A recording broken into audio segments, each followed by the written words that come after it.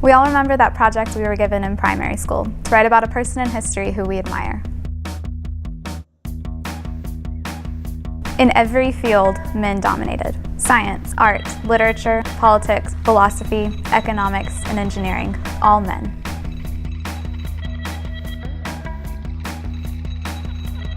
Scottish history is my master program at the University of Glasgow, and I'm gearing my dissertation and pretty much everything I'm doing on women.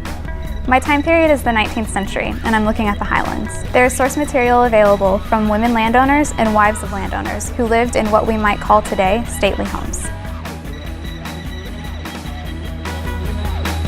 And then there's this gap.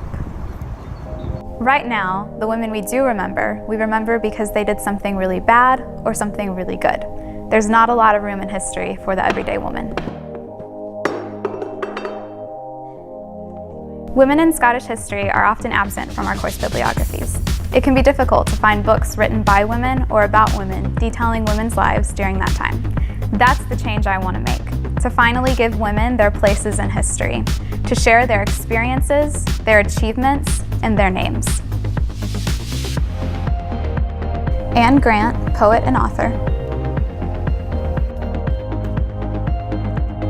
The women involved in Red Clydeside, the women munitions workers who took over for men during the Great War. Kate McLean, who fought for fair wages and working hours as the Scottish leader of the National Federation of Women Workers. Female crofters of the 18th and 19th centuries. The women writers of the Scottish Enlightenment.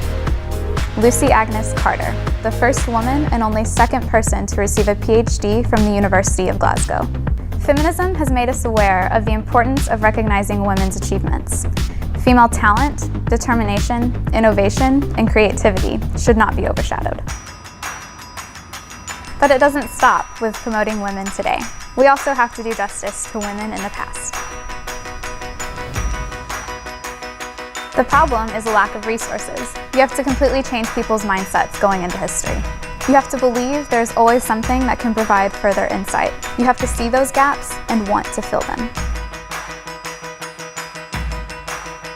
For me, it takes a certain passion to go against the current and find things that others may not have noticed.